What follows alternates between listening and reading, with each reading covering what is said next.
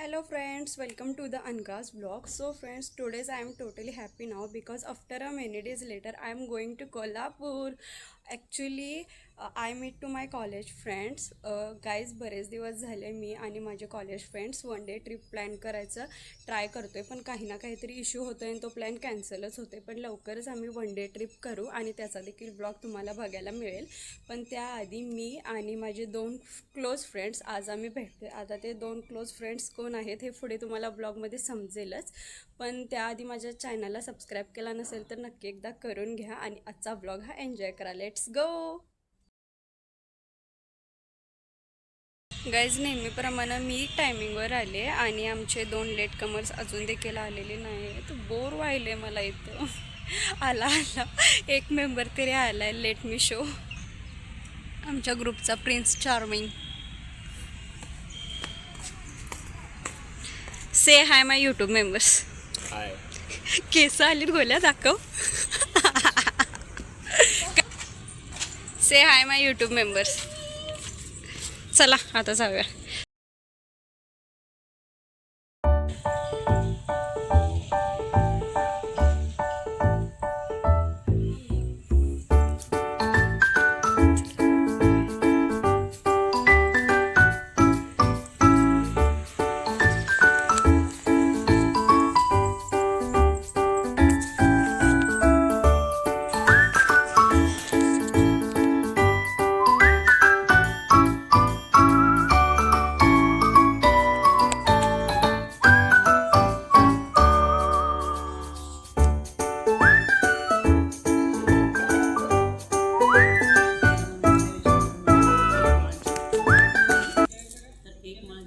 म्हणजे काय आहे, तुम्ही आधी आता दर्शन घेतलं. हां, एक माळ म्हणजे काय, ह्याला एक मणी म्हणतं. 108 मण्यांची एक माळ. मग 108 मण्यांचे जप म्हणजे काय, प्रार्थना भगवंतांच्याकडं. तर ह्याची पण एक नियम आहे की कसं करायचं आहे. तर ही 108 मण्यांची एक माळ आहे, ह्याला मेरुमणी म्हणतात. ह्या मेरुमणीला तर काही काउंट नाही करायचं, इथून पुढे सुरुवात करायचं. तर हे पोट नाही लावायचं, ही माळ अशी करायची आणि पूर्ण महामंत्र म्हणायचा. हा कलियुगातला महामंत्र आहे. हरे कृष्ण कृष्ण कृष्ण हरे हरे, हरे राम राम राम. तो एक मंत्र म्हटला की एक मणी ओढायचा, पूर्ण एक मंत्र म्हटला की एक मणी ओढायचा. मग आता हे सगळं इथं झालं तर आपल्याला दुसरी माळ करायची आहे. हा एक नियम आहे, तो मी तुम्हाला सांगत आहे. तर हे एक दुसरं, तर हा ओलांडून जायचं नाही. तर ही काय करायची, माळ अशी फिरवायची. आणखीन त्याच्या हा एक माळ आपण जप करतो, तर तो माळ जप करताना काही चुका होऊ शकतात. त्याच्यासाठी काय आहे, एक अजून एक महामंत्र आहे, तो या मंत्राच्या आधी म्हणायचा. तर जय श्री कृष्ण चैतन्य प्रभू नित्यानंद श्री अद्वैत गदाधर श्रीवासादि गौर भक्त वृंद. हा मंत्र म्हटला की ही जी माळ आपण करतो त्याच्यात काही चुका झाल्या तर ते क्षम्य करतात. कारण का चैतन्य महाप्रभू काय आहेत, कृपाळू आहेत. ते स्वतः कृष्णच आहेत, पण काय केले 540 वर्षापूर्वी त्यांनी अवतार घेतला की कलियुगामध्ये भक्तांनी किंवा सगळ्या माणसाने काय करायला पाहिजे, कसा जप करायला पाहिजे, तर ते क्षम्य करतात आपल्याला. प्रत्येक माळेसाठी हा एक पहिला मंत्र म्हणून एक माळ केली की आपल्याला बरं वाटतं, म्हणजे छान वाटणार की काही चुका झाल्या तरी. आता हे एक पॅम्पलेट आहे आपल्या, हे श्री राधा माधव आहेत. आपल्या मंदिराची माहिती आहे थोडक्यात. हे राधा माधव आहे, हे गौरनीता आहे, म्हणजे आता सांगितलं ना त्यांचाच महामंत्र आहे. आणि आपल्या मंदिरात काय काय कार्यक्रम आयोजित केले जातात. नंतर हे प्रभुपाद जगद्गुरू आहेत. तर ह्यांनी 70व्या वर्षी जाऊन मालवाहू जातात. त्यांच्याकडे पैसे नव्हते, काही नव्हतं, पण स्वतः पूर्ण अभ्यास करून 70व्या वर्षी अमेरिकेत गेले की त्यांनी भगवद्गीतेचा प्रचार, हरे कृष्ण महामंत्राचा प्रचार केला. तर 70व्या वर्षी गेले ते. त्यांनी जगभरात केलेला आहे प्रचार भगवद्गीतेचा. तर आपल्या ह्या महाराष्ट्रात पाहिजे का नको, आपल्याला कळायला पाहिजे आधी भगवद्गीता, म्हणून भगवद्गीता प्रत्येकाकडं असली पाहिजे. निदान त्याला काही नियम नाही आहेत वाचायला. रोज एक तुम्ही पान वाचू शकता, रोज एक पान झोपायचं. जर आपल्याला वेळ नसेल तर, वेळ असेल तर वाचा. भरपूर. आणि पहिल्यापासून सुरुवात करायची. त्याला काय आहे 18 अध्याय आणि 700 श्लोक आहेत. तर हे पूर्ण भगवद्गीता काय असेल कुठल्याही गोष्टीचं आपण काही करू द्या, कॉलेज करा, इंजिनियर, डॉक्टर, ते अध्यात्म बेस आहे तो ह्याचा, आध्यात्मिक बेस आहे तो भगवद्गीता आहे.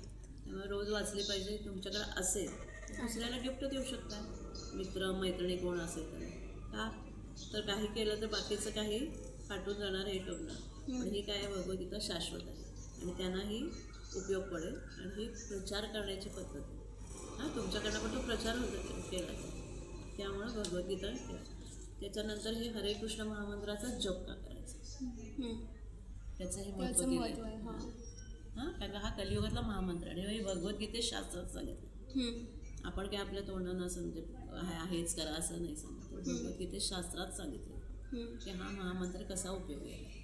आणि कलियुगात चैतन्य महाप्रभूंनी तेच सांगितलं की हरिनाम संकीर्तन करा, बाकी काय करायची गरज नाही. हरे कृष्ण. हरे धन्यवाद. थँक्यू. आणि हां, अजून एक हे टायमिंग दिले ह्याच्या, म्हणजे कधी आपलं मंदिर चालू असतं. आणि मुलींच्यासाठी चैतन्य कार्यक्रम असतो महिन्यातून एकदा. चांगल्या चांगल्या भक्त असतात, म्हणजे पुणा मुंबई आपल्या इथे पण आहेत वरिष्ठ. तुम्हाला काय गायडन्स करू शकतात. हेच वय असतं आत्ता, इकडं तिकडं काय करायचं ते कळत नसतं आपल्याला. तर ह्याच्यासाठी ह्या चेतना कार्यक्रम आहे. तर त्याच्यासाठी तुम्हाला काही त्याच्याबद्दल शंका आहेत, काय आहे, कशाबद्दल कुठलेही प्रॉब्लेम असतो ते सांगून छान. महिन्यातनं एकदा असतो कार्यक्रम 3 ते 5. तेव्हा तो येऊ शकताय तुम्ही, होय की नाही. आपल्या मैत्रीण कोण असेल मित्रमैत्रिणी. त्याच्यानंतर प्रेरणा म्हणून मुलांच्यासाठी आहे 15 ते 30 वयोगटातील. त्याला एक हे आहे की बिन लग्नाचे आणि 15 ते 30 वयोगट. आणि मुलांच्यासाठी निमाई फन्स म्हणून आहे लहान मुलांच्यासाठी. तिथं पण त्यांचे कार्यक्रम असतात, श्लोक घेतात. तिथे एक 5-6 शिक्षिका आहेत, ते सगळं तुम्हाला शिकवतात. लहानपणापासून का भक्ती करायची, जसे भक्त प्रल्हाद ध्रुव महाराजांनी केली. म्हणजे त्यातून काहीतरी घेण्यासारखं आहे. ठीक आहे, धन्यवाद.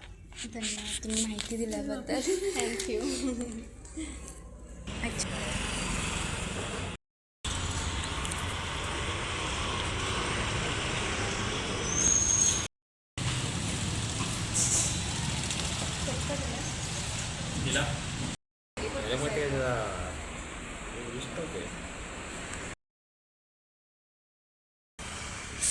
हॅपी होली.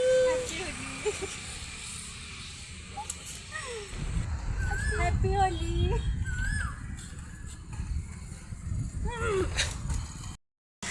गाईज, गोल्याने मला व्यवस्थित कलर लावला आणि श्रद्धाला पूर्ण घाण केली म्हणून चिडल्या.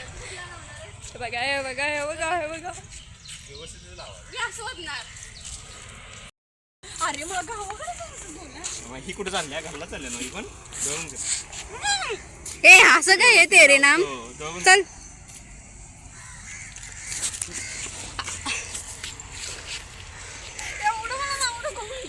Happy Holy.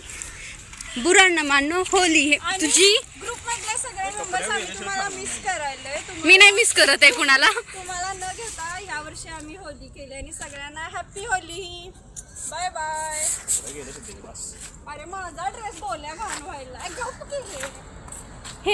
हे का नाही जरा असं वाटतं ते कांतारा पिक्चर मधलं नाही का.